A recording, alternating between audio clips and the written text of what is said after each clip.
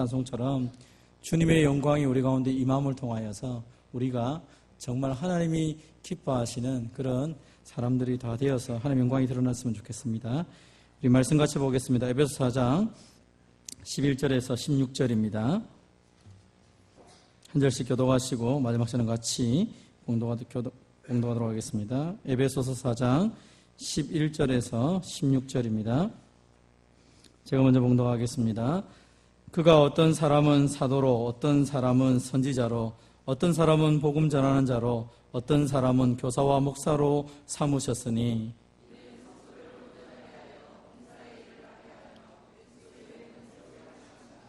우리가 다 하나님의 아들을 믿는 것과 아는 일이 하나가 되어 온전한 사람을 이루어 그리스도의 장성한 분량이 충만한 데까지 이르리니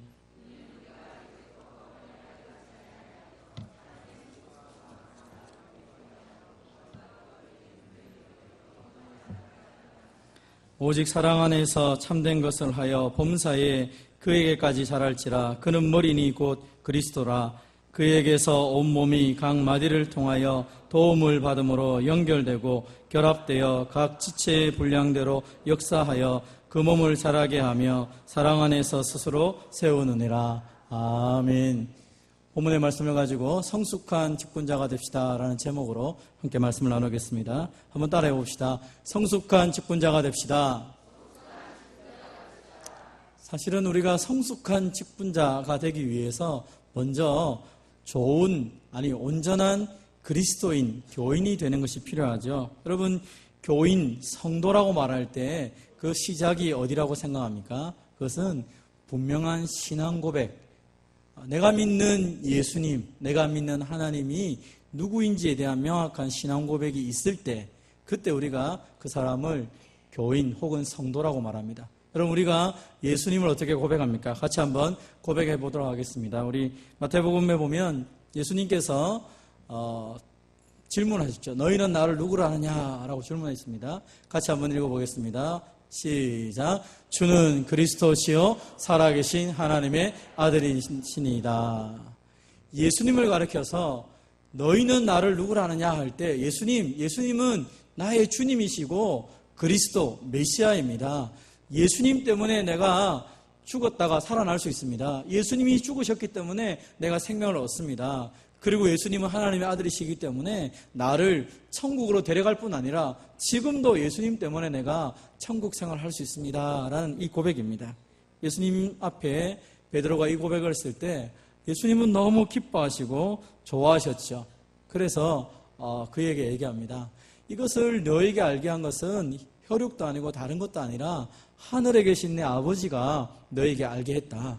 그래서 내가 이 너의 신앙 고백 위에 나의 교회를 세우겠다. 이 나의 교회는 음부의 권세가 이기지 못하는 그런 아름다운 교회가 될 것이고 천국 열쇠를 가지고 있는 교회다라고 이야기를 합니다. 그래서 우리는 교회 공동체가 세상하고 다른 것입니다. 여기에는 하나님의 나라의 비밀이 있고 여기에는 하나님의 은혜가 있고 음부의 권세가 이기지 못하는 그 놀라운 영광이 교회 공동체 안에 있습니다. 다시 말하면 예수님을 제대로 신앙 고백한 사람, 그 모임 가운데 이런 놀라운 은혜가 있다는 것입니다. 사랑하는 성도 여러분, 그래서 교회라고 생각할 때 우리는 교회가 이 신앙 고백으로부터 시작되었고 그 신앙 고백의 결정체로 그렇게 고백했을 때 성령이 임재하셨고 그 성령이 임재하심을 통하여 마가다락방에 또 이 예루살렘 초대교회가 시작된 것을 살펴보게 됩니다. 그래서 주님의 십자가의 죽으심, 부활하심, 그리고 성령이 오심 자체를 인정하고 믿는 사람들이 교회 공동체의 일원이 되는 것입니다. 같이 한번 읽어보겠습니다. 시작. 예수님을 믿는다고 고백하는 자들과 그 언약의 자녀들이 일정한 장소에서 그 원대로 합심하여 하나님을 경배하며 성실하게 생활하고 예수님의 나라를 확장하기 위하여 성경에 교훈한 대로 연합하고 제정된 교회의 정치에 복종하며 공동예배로 회집하면 이를 개체교회라 한다. 예수님을 믿는 사람들, 그리고 예수를 믿는 과거, 현재, 미래에 있는 모든 사람들을 교회라고 말을 합니다. 그런데 그 교회라고 하니까 너무 광범위해서 그 교회를 눈에 보이게 하나씩 있는 것을 가리켜 개체교회라고 표현하는 것이죠. 그래서 개체교회의 이론들은 예수님에 대한 분명한 신앙 고백이 있어야 됩니다. 그런데 우리의 자녀들이 있지 않습니까? 태어날 때부터 갓난아이라든지 이런 자녀들은 사실은 아직까지 신앙 고백을 하지 못할 때가 있습니다. 그런데 성경에서는 이렇게 합니다. 고백을 한 자들과 그 언약의 자녀들을 하나의 공동체로 하나님이 받아주시는 것으로 되어 있습니다. 그래서 언약의 자녀들, 우리가 자녀가 태어날 때 하나님 앞에 이 자녀를 드리며 기도합니다. 그러면서 유아 세례를 받게 하는 것이죠. 하나님, 이 자녀 하나님께서 나에게 맡기셨습니다. 그래서 내가 말씀대로 이 자녀를 키우겠습니다. 라고 하면서 유아 세례를 받게 되는 것이죠. 그 모든 사람들이 함께 모여서 일정한 장소에 모여서 하나님을 경배하고 말씀대로 살아갈 때 우리가 그것을 가리켜서 교회라, 개체교회라고 말을 합니다. 그 개체교회 안에는 원입인이 있죠. 내가 예수 믿기로 결단했습니다 하면서 공예배에 참석하는 사람들이 있습니다. 그 사람들을 원입교인이라 표현합니다. 그러면서 좀 시간이 지나서 내가 신앙을 고백합니다. 예수님은 이런 분이라는 걸 내가 믿습니다. 주는 그리스도시요 살아계신 하나님의 아들인 것을 믿습니다 라고 고백할 때 기본적인 학습을 허락합니다. 학습을 통해서 더 깊게 그것이 그냥 한순간의 충동이 아니라 정말 내 삶 속에 고백이 될 수 있도록 시간을 주게 됩니다. 그리고 난 이후에 나중에 세례를 주어서 세례 교인으로 만들게 됩니다.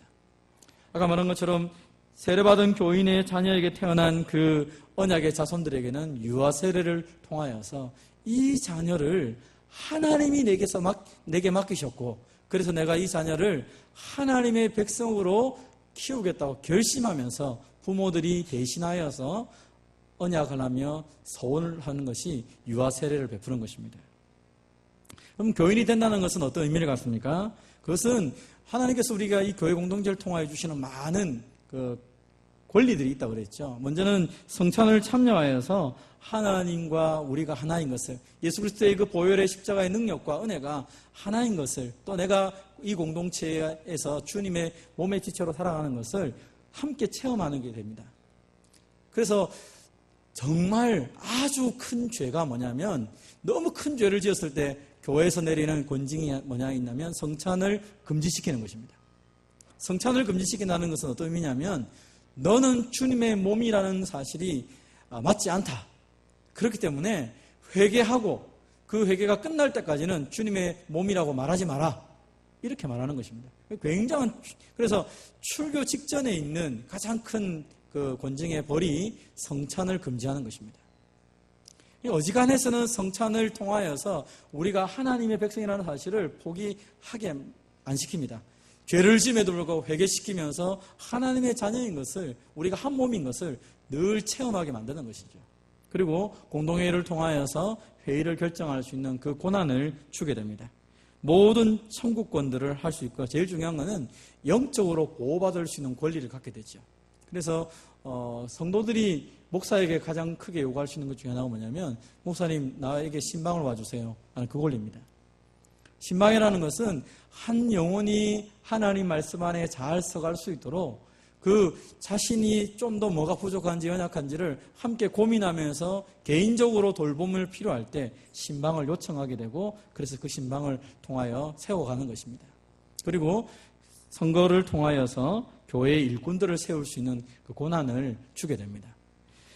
그러므로 이 교인이 되었다는 것은 또 하나의 의무를 가지게 된다고 그랬죠. 공예배라든지 수요예배, 헌금 전도 봉사, 그 다음에 치리에 복종할 의무를 가지고 있습니다.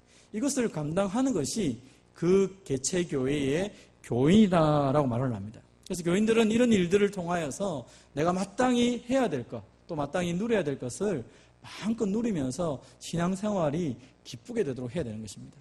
근데 어떤 사람이 모이는 공동체 안에서 그것을 누리는 사람이 있으면 그걸 섬기는 사람이 있습니다. 그 사람들을 가리켜서 교회의 직원이다 이렇게 표현합니다. 교회의 직원. 교회의 직원은 두 가지가 있습니다. 항존직이 있고 임시 직원이 있습니다. 특별히 이제 항존 직원이라는 개념은 오늘날 우리가 좀 이것을 오해하는 경우가 많습니다. 교회 항존 직원이라는 것은 교회가 존재하는 한 있어야 될 직분이 항존직입니다. 계속 있어야 된다 이 말입니다. 그런데 오늘날 많은 사람들은 이 항존직을 잘못 오해해서 내가 한번 목사가 되든지 장로가 되든지 집사가 되면 죽을 때까지 내가 목사고 장로고 집사라고 생각하는 경우가 있습니다. 성경은 또 교회법도 그렇게 말하지 않습니다. 목사인 제가 목회를 하지 않고 목사직을 내려놓을 수가 있습니다. 그러면 저는 목사가 아닙니다. 그냥 성도로 부름받는 것입니다. 내가 장로지만 장로직을 내려놓고 내가 그냥 성도로 교회를 봉사할 수 있습니다.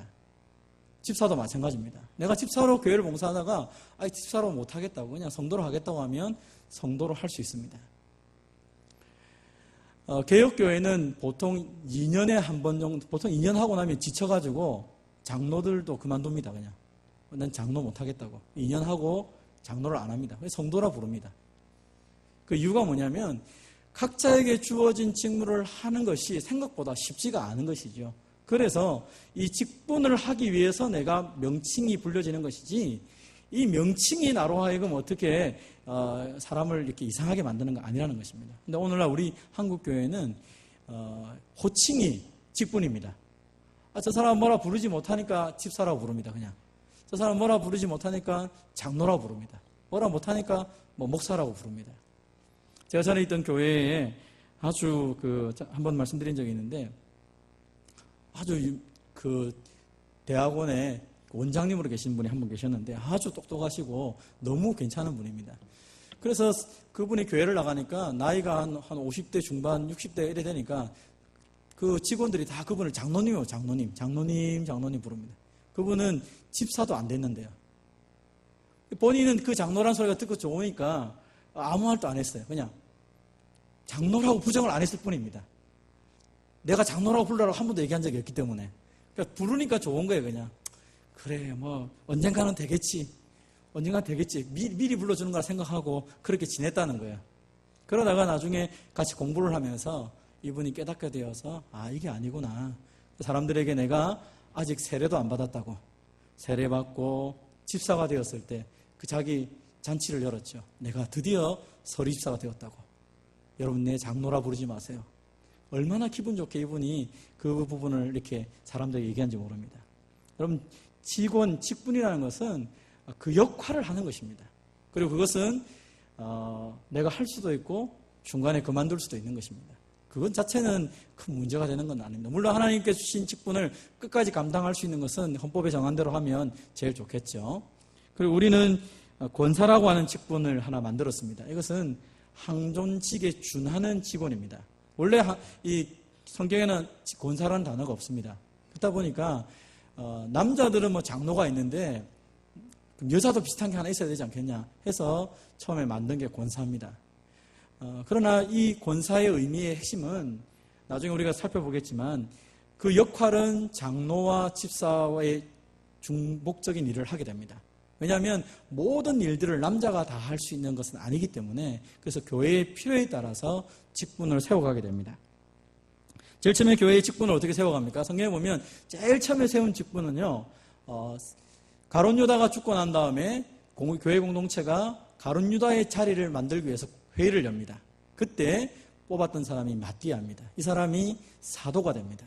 그래서 예수님이 처음 불렀던 12명의 사도 중에서 가룟 유다가 빠지고 난 다음에 예수님이 부활하고 난 이후에 성도들이 모여서 교회 공동체가 모여서 처음 투표를 했는데 그 사람이 바로 마띠아가 된 것입니다. 사도를 제일 먼저 뽑은 것입니다. 그 다음에 사도행전 6장에 가보면 이제 교회 공동 숫자가 많아졌습니다. 베드로가 설교해서 하루에 3,000명 예수 믿고 성도들이 신앙생활 잘하니까 성도가 너무 늘어나기 시작했습니다. 그러면서 문제가 생겼죠. 어떤 문제가 생겼습니까? 그 헬라파 유대인들의 과부가 구제의 대상에서 빠지게 됩니다. 그러다 보니까 교회 안에 그 헬라파 과부들에게 음식을 나눠주는 사람이 필요했습니다. 이 일을 사도들이 하다 보니까 이게 늘 문제가 된 것입니다. 그래서 사도들이 하나님 앞에 기도하다가 이야기합니다. 우리는 하나님 말씀 전하는 사람들인데 이거 우리가 하는 게 맞지 않다. 그래서 이 일을 제일 잘할 수 있는 사람, 다시 말하면 헬라파 과부들에게 가장 적절하게 그들을 도울 수 있는 사람들을 세워달라. 7명을 세웠습니다. 이 사람들이 나중에 집사가 되죠. 그래서 집사들이 하는 가장 큰 일 중에 하나가 구제와 재정을 담당하는 일을 집사들이 하게 됩니다. 그래서 교회 공동체는 이제 사도가 있고 그리고 집사들이 있습니다. 근데 이 사도들이 나중에 가보니까 사도 요한도 말하기를 내가 장로다 이렇게 표현을 합니다. 그래서 이 사도라는 개념이 장로라는 개념하고 또 연결이 됩니다. 그리고 이제 교회 공동체가 점점점 커지기 시작합니다. 그때 한 가지 등장하는 것이 있습니다. 바로 그 기능에 대한 일입니다. 장로가 하는 일이 무엇이었습니까? 제일 처음에 장로가 한 일은 야고보서 5장에 보면 장로들은 환자들을 병든 자를 찾아가서 기도하는 일들을 했던 것이 바로 장로들의 첫 번째 역할입니다. 이 장로들은 그 연약한 사람들을 찾아가서 기도해주고 위로해주고, 요즘으로 말하면 신방이죠, 신방. 목양의 제일 핵심이었던 이 신방의 일들을 장로가 하는 것입니다. 우리 성도들 가운데 누가 병들었는가, 누가 어려움 당하고 있는가, 그 사람들을 위해서 늘 기도해주고 그 사람들의 연약함을 치료하고 고쳐주는 이 일들을 장로들이 하기 시작합니다. 사도 바울이 복음을 전하면서 이제 이방 세계의 교회들이 막 세워지기 시작합니다. 그때 사도 바울이 큰 도시에 가서 했던 일이 하나 있습니다. 교회를 세우고 그 큰 도시들마다 교회를 세우고 장로들을 택하기 시작합니다. 재미있는 표현은 장로를 택하였다 이렇게 표현합니다. 장로를 선출했다고 말하는 게 아니라, 처음에는 장로를 선출한 게 아니라 이 사도 바울이든지 복음 전했던 이 사람들이 선택을 한 것입니다. 당신이 이 교회의 지도자가 되라 이렇게 말한 것입니다. 그래서 그 사람을 중심으로 교회가 점점 확산해 되어 가고 있다는 것입니다. 그리고 어느 정도 교회가 이제 규모들이 계속 잡히기 시작합니다. 그때 사도행전 15장에 보면 여러 가지 갈등의 문제가 생깁니다. 교회들마다 문제가 생기고, 특별히 유대인 교회와 헬라인 교회들이 문제가 생깁니다. 그때 예루살렘 큰 공회가 모입니다. 예루살렘에 있는 온 교회가 다 모여서 회의를 하게 됩니다. 그때 중심이 누구냐면 사도와 장로와 온 교회가 모였다라고 말합니다.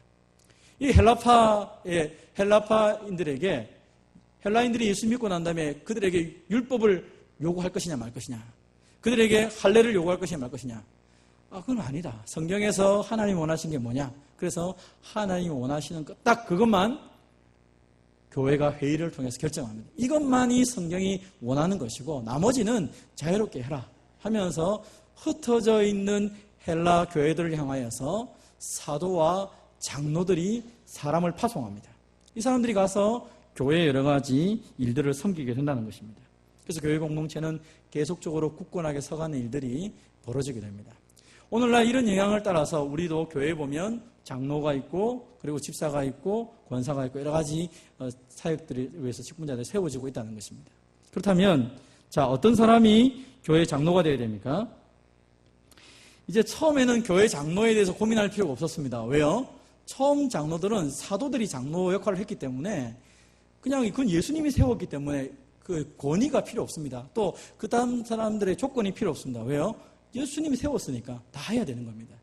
그런데 각 교회에서 이제 장로를 세워야 될 일이 생기게 된 것입니다. 우리 헌법에도 보면 교인 30명당 장로 한 사람을 세울 수 있습니다. 처음 교회에 장로를 세울 때. 그래서 장로의 역할이 교인을 대표하여서 교회를 목양하는 일을 하는 역할이 장로가 하는 일입니다. 그러다 보니까 이제 그럼 누구를 세울 것이냐, 이게 가장 큰 관건의 문제가 된 것입니다. 어떤 사람이 과연 교회의 장로가 될 것인가. 이 감독이라는 단어는 우리가 말하는 장로라는 이 단어는요, 지금으로 말하면 목사와 장로를 포함합니다. 감독이라는 단어는 이 장로라는 단어는 유대인들의 입장에서는 장로가 됩니다. 그런데 헬라파 입장에서는 이 장로라는 단어가 헬라파에는 없기 때문에 그 헬라인들에게는 감독이라는 단어로 사용이 됩니다. 그래서 이게 장로나 감독은 같다고 생각하시면 좋겠고요. 오늘날로 말하면 목사와 장로라고 생각하면 됩니다. 어떤 사람이 되어야 될 것인가? 성경에는 이 부분에 대해서 잘 기록하고 있습니다. 감독의 직분을 받을 사람은 이러해야 된다. 예를 들어 책망이 없다든지, 한 아내의 남편이 해야 되는지, 가르치기를 잘해야 되는지, 관용해야 된다든지, 돈을 사랑하지 말아야 된다든지, 자녀를 다 잘 쓰여야 된다든지, 새로 입교한 자도 말아야 된다든지, 말하면서 디모데 3장 1절부터 7절까지 이런 사람을 장로로, 이런 사람을 교회 감독으로 세워야 교회가 제대로 교회가 될 수 있다라고 이야기를 합니다. 그래서 뭐 다른 조건이 없습니다. 이 조건을 가지고 장로를 세우고 감독을 세웠습니다. 뿐만 아니라 사도 바울이 디도를 그레데라고 하는 섬에 세웁니다. 그러면서 세웠던 이유가 뭐냐면 그레데 이 섬에 세워진 여러 가지 교회들을 향하여 디도가 다니면서 각 성에다가 다 장로를 세웁니다. 다시 말하면 그 작은 교회에 다시 가서 장로를 세우고 또 이 교회에 가서 장로를 세우고 하는 일들을 하게 됩니다. 그럴 때 누구를 세워야 되냐? 그 조건을 또 기록하고 있습니다. 이러이러한 사람, 책망할 것이 없고 하나님의 남편이어야 되며 하면서 쭉 얘기합니다. 나그네를 대접을 잘하며 이렇게 하면서 디도서 1장 5절에서 9절에 등장하게 됩니다. 이 두 가지를 종합해 보면 이렇습니다. 공통적으로 장로나 목사가 될 사람은 어떤 사람입니까? 책망할 것이 없어야 됩니다. 그리고 한 아내의 남편이 되어야 됩니다. 자기 집을 잘 다스려야 됩니다. 자녀들이 예수 잘 믿어야 된다 이 말입니다. 신중한 사람, 나그네를 대접하고 술을 즐기지 아니하고 구타하지 아니하고 다투지 아니하고 돈을 사랑하지 않는 사람. 이 사람들이 교회의 직분자가 되어야 된다라고 얘기를 합니다. 이건 공통부모입니다. 그런데 디모데가 목양하고 있는 에베소라든지 디모데를 통하여 영향을 받는 사람들을 보면 그 사람들하고 디도의 영향을 받는 사람들의 그 형편이 좀 다른 것 같습니다. 그래서 공통적인 것은 이게 있지만 약간 다른 것이 있습니다. 예를 들면 디모데전서에 보면 절제를 잘하며 단정하며 가르치기를 잘하고 관용하며 다투지 아니하며 새로 입게 한 자도 말고 외인들에게 선한 증거를 얻어야 된다. 이렇게 말하고 있지만 디도서에서는 제 고집대로 하지 말아야 되고 급하게 분내지 말아야 되고 선행을 좋아해야 되고 거룩하고 의로우고 절제하고 말씀을 가르친 대로 지키며 살아야 된다. 약간 다릅니다. 왜냐하면 디도의 영향을 받았던 그레데 사람들은 거짓말 잘하고 그 사람들은 생활이 개판이었습니다. 그래서 그 사람들에게 지도자가 되려고 하면 이런 모습을 가지지 않으면 거룩하지 않으면 그 사람들에게 말이 안 먹힌다는 것입니다. 그래서 적어도 이 공통부모뿐만 아니라 이러이러한 특별한 형편을 따라서 이런 조건이 되어야 교회의 지도자가 되어야 된다. 장로가 되어야 된다라고 얘기를 하는 것입니다. 그럼 이 장로를 통하여서 교회가 든든하게 세워집니다. 근데 문제는 장로가 혼자서 교회를 다 담당할 수가 없습니다. 그래서 장로와 함께 일을 할 사람들을 가리켜서 집사라고 말합니다. 어떤 집사가 세워져야 됩니까? 성경에 보면 집사에 대한 이야기도 마찬가지입니다. 집사는 정중하고 일구이연을 하면 안 되고 술에 임박히지 않아야 되고 더러운 일을 탐하지 아니하고 깨끗한 양심의 믿음의 비밀을 가진 자여야 된다. 그렇기 때문에 시험해보고 이 사람이 진짜 그런 사람이 맞는가 아닌가 시험을 해보고 책망할 게 없으면 집사의 직분을 맡겨라 이렇게 얘기하고 있습니다. 그래서 약간의 이 두 가지는 차이가 있습니다. 장로와 감독이라는 이 직분 자체는 굉장히 교회 존재의 중요한 핵심이 됩니다. 그래서 어떤 옛날에는 이런 말도 있었습니다. 장로가 없으면 목사가 없으면 그건 교회가 아니다 이렇게까지 말하는 경우도 있었습니다. 왜냐하면 지도자가 없어서 말씀이나 이 모든 것들이 안 이루어지기 때문에 그렇습니다. 그래서 이것은 좀 항구적인 위치를 가지고 있고요. 가장 중요한 건 이 사람들은 목양을 하는 데 집중을 해야 됩니다. 영혼에 대해서 관심을 가지고 기도하고 이렇게 일들을 감당하게 됩니다. 근데 집사는 필요에 따라서 이렇게 세웁니다. 그래서 그 필요의 역할들을 잘 감당할 수 있도록 그 다양한 일들을 하게 됩니다. 그래서 어떤 집사님들은 또 뭐 우리가 보는 것처럼 재정을 담당하는 사람도 있고 또 어떤 성도를 섬김에 있어 어떤 한 부분에서 또 본인들이 잘하는 기능이나 또 교회 공동체가 필요한 기능을 가지고 섬기는 일들을 하게 됩니다. 그러면 남자들만 다 합니까? 아니 여자들도 동일합니다. 여자들도 이와 같다라고 말을 하죠. 그래서 초대교회에 보면 이 그 여자에 대한 이야기, 다시 말하면 여자 집사들에 대한 이야기가 나오게 됩니다. 그리고 여기서 말하는 늙은 여자는 오늘날 우리로 말하면 권사님 좀 될 것 같습니다. 권사님들이 하는 역할이 뭡니까? 젊은 여자들, 여집사들이나 젊은 여자들을 잘 교훈하는 일들을 하게 되는 것입니다. 그런데 재밌는 것은 장로와 여자 집사를 선택함에 있어서 조건이 아주 재밌게 딱 기록됩니다. 다른 건 비슷한 게 많은데 디모데전서와 디도서를 보면 디모데전서에서는 책망할 것이 없는 사람이 장로가 되어야 되고 한 아내의 남편이 되어야 된다. 그럼 한 아내의 남편이 되어야 된다. 이 말은 무슨 말이냐면 역으로 얘기하자면 그 시대는 음란한 시대이기 때문에 남자들이 한 여자로 만족하지 않은 거예요. 여자들이 너무 많아요. 아내도 많고 음란하고 더러운 행동을 엄청나게 많이 했다는 것입니다. 그래서 교회 공동체의 지도자로 설 수 있는 남자들은 한 사람만 사랑하고 하나님의 뜻을 따라 가정을 제대로 이끄는 사람이 지도자가 되어야 된다 이 말입니다. 반대로 여자 집사에 대해서는 뭡니까? 정숙하고 모함하지 아니하며 행실이 거룩하고 모함하지 말라. 그럼 여자들의 제일 약점은 뭡니까? 말을 많이 한다는 것입니다. 말을 많이 하는 사람을 세우지 말라는 것입니다. 대부분의 남자들의 실수는 성적인 실수고요. 여자들의 실수는 말을 많이 하는 것입니다. 그래서 저분이 굉장히 잘하는데 말 때문에 사람 다 죽여버립니다. 그렇지 않습니까? 아주 너무 기도도 열심히 잘하시고 다 하는데 그 권사님 말 한마디 하면 막 교회가 막 초토화되는 것입니다. 저 여집사님 말 한마디 하면 교회가 막 다 깨지는 것입니다. 그것은 아니라는 것이죠. 그래서 특별히 여자 직분자를 세울 때는 그분의 언어 생활을 잘 살펴볼 필요가 있다는 것입니다. 그리고 직분을 받았다면 언어 생활을 잘 해야 된다는 거예요. 그렇지 않으면 이 직분의 효과가 나타나지 않는 것입니다. 마찬가지로 남자들이 장로라든지 집사들이 일들을 감당할 때 내가 제대로 된 거룩한 생활을 하지 않으면 영향력 자체가 사라진다는 것입니다. 그래서 이 두 부분을 아주 강렬하게 비교하면서 얘기합니다. 그렇다면 우리가 교회 지도자들을 어떻게 대우해야 될까요? 장로나 또 집사님들이나 권사님들 어떻게 대우해야 될까요? 오늘 본문에 보면 이 사람들에 대해서 가르침을 받는 자들은 말씀을 가르치는 자와 모든 좋은 것을 함께 하는 것입니다. 그래서 우리가 장로님들이나 또 목사님들이나 우리가 또 말씀을 가르치는 사람들을 함께 하면서 여기서 말씀을 가르치는 자들은 보통 장로와 목사를 말합니다. 그 목사된 사람들을 대우하는 이유가 여기 있는 것이죠. 왜냐하면 그들이 수고하게 있기 때문에 그들을 향하여서 우리가 할 수 있는 것들을 통해서 최선을 다해 그들이 말씀과 가르침의 일들을 잘 감당하라고 우리가 그들을 섬기는 일이라는 것입니다. 특별히 목사와 장로도 마찬가지입니다. 하다 보면 실수가 있을 것입니다. 성경은 그 얘기입니다. 장로에 대한 고발은 2-3명의 증인이 없으면 그것을 받지 말라라고 얘기합니다. 이유가 뭡니까? 한 사람의 지도자를 세우는 게 너무 어렵습니다. 그런데 한 사람의 지도자를 무너뜨리는 것은 너무 쉽게 하고 있다는 것입니다. 그래서 교회 공동체뿐 아니라 다 엉망진창이 된다. 왜요? 너무 쉽게 사람들을 향해서 말하고 판단하기 때문입니다. 그래서 특별히 오늘 성경에서 얘기한 것은 그 장로들의 지도자들에 대해서는 철저하게 생각을 하고 잘 준비해서 정말로 그 사람에서 문제가 있으면 또 기도하면서 그 문제를 처리하는 것이 온전하다라고 이야기합니다. 자, 그렇다면 교회 지도자들 어떻게 일해야 됩니까? 그것은 억지로 해서는 되지 않습니다.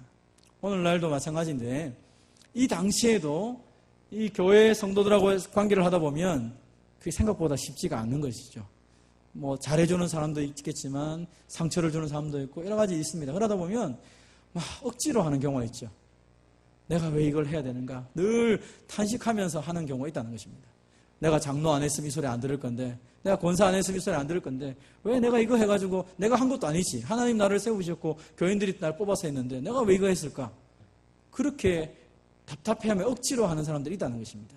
그런데 오늘 성경은 그렇게 해서는 안 된다는 것입니다. 내가 하나님께 부름받았고 하나님 나를 세우셨다면 자원하는 마음으로 기꺼운 마음, 즐거운 마음으로 양무리에 본이 되어야 됩니다.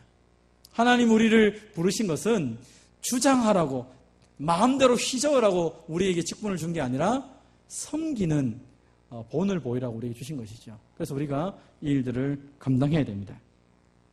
사랑하는 성도 여러분, 오늘 본문의 이 말씀을 가만히 생각해 보면 진짜 내가 누가 장로가 되고 누가 집사가 되고 누가 권사가 될 수 있을까?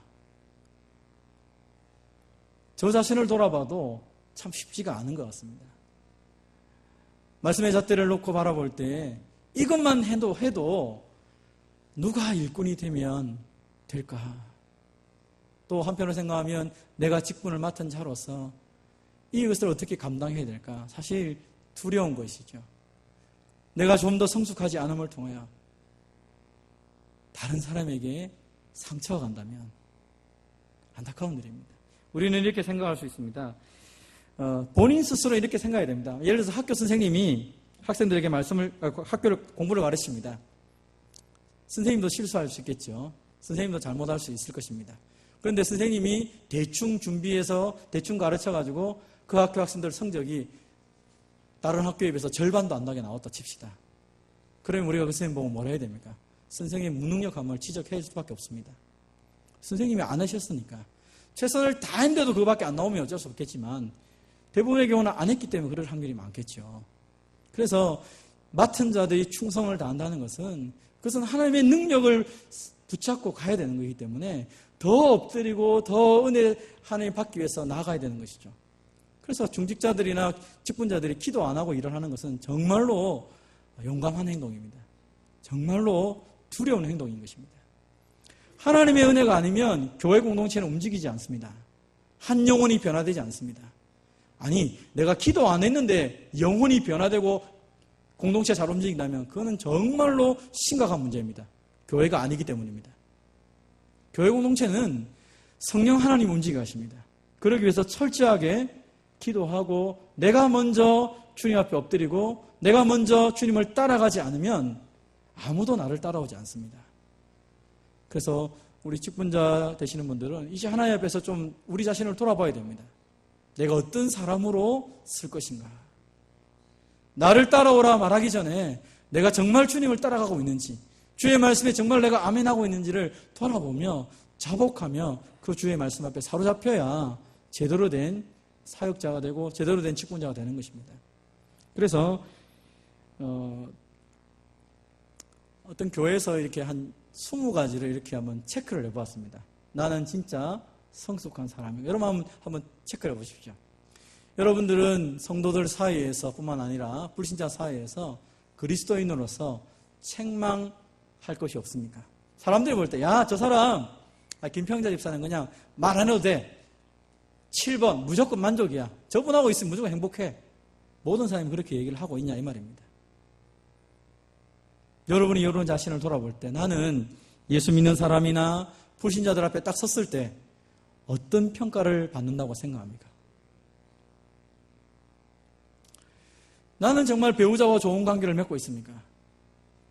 우리 아내가 나를 향해서 나는 죽어도 그런 일이 없겠지만 다시 태어나도 당신하고 결혼하고 계속 살 겁니다. 이렇게 말하고 있는 건지, 아니면 내가 당신을 잘못 만나가지고 인생의 이게 뭐냐 매일매일 한탄하고 살아가고 있는지, 배우자와 나는 어떤 관계 속에 살아가고 있는지 체크해 보셔야 됩니다. 그리고 이것이 온전치 못하면 하나님 앞에서 결단하셔야 됩니다. 여러분의 아내가, 여러분의 남편이 세상의 어떤 사람보다도 여러분을 사랑해야 되고요. 그렇게 사랑할 수 있도록 여러분을 만드셔야 됩니다. 그게 직분자의 모습이라는 것이죠. 내 삶에 균형이 있는지를 봐야 됩니다. 많은 사람이 균형이 없습니다. 이쪽이 아니면 다 치우칩니다. 왜 치우칩니까? 기준인 말씀을 안 읽기 때문입니다. 기준인 말씀이 내 삶의 중심이 없기 때문에 자꾸 이렇게 흔들리는 것입니다. 분별력이 있고 지혜가 있으니까 사람들은 신중하지 못합니다. 감정적이고 감성적으로 오늘날 시대가 사람을 만들어가고 있습니다. 그래서 TV 광고를 보면 어떤 거는 내용이 뭔지를 하나도 모르겠는데 마음이 확 가는 게 있어요. 사람을 감성적으로 확 끌어버려요. 근데 하나님의 일은 그렇게 하면 안 된다는 것입니다. 하나님의 일꾼은 그런 사람이 일을 하는 게 아닙니다. 철저하게 하나님 앞에 엎드려서 분별력 있는 사람이 일을 해야 되는 것이죠. 내 삶 속에서는 예수님의 삶이 드러나는지 체크해 보셔야 됩니다. 내가 말하고 행동하는 것이 정말 예수님처럼 말하고 있는지, 다른 사람에 대해서 관대한지. 그래서 다른 사람이 나를 보면 저분하고 얘기하면 마음이 푸근해, 참 편해, 그렇게 말하고 있는지, 아니면 저분하고 말하면 불편해서 내가 말을 못하겠어. 여러분 주위에 사람이 계속 오고 있는지, 아니면 내가 가면 사람들이 다 도망가고 있는지, 여러분은 여러분의 모습을 봐야 된다는 것이죠. 다른 사람하고 의견소통하는데 정말로 의사소통을 잘 받아들이고 잘 표현하고 있는지를 여러분 돌아보셔야 됩니다. 도대체 이야기를 계속하고 있는데 아무리 해도 이야기가 안 되는 사람이 있어요. 그 사람 지도자 되면 안 됩니다. 왜요? 문제만 일어납니다. 잘 듣고 잘 이야기하고 잘 그 부분들을 융화롭게 갈 수 있는 사람이 되어야 된다는 것입니다. 충동에 약한 사람이 있습니다. 유혹에 잘 넘어지는 사람이 있습니다. 술이나 담배나 또 세상의 어떤 것들에 너무 유혹이 심해서 뭐가 더 중요한지를 잊어버릴 때가 있습니다. 나는 어떻게 살아가고 있는가? 정말 이 시간에 내가 뭘 해야 될지를 알지 못하고 왔다 갔다 하고 있으면 안 된다 이 말입니다. 특별히 자기중심적인지 아닌지를 살펴볼 필요가 있죠. 내가 지금 어떤 일을 결정할 때 공동체와 함께 할 때 정말로 내가 이 일을 교회 공동체를 생각하며 하나님을 생각하며 하고 있는 건지 아니면 나 좋으라고 하고 있는지를 봐야 되는 것입니다. 그리고 분노를 어떻게 해결하는가? 여러분 화를 내지 않는 사람은 없습니다. 모든 사람은 화를 냅니다. 그러나 그 화를 잘 조절을 하는 게 필요합니다.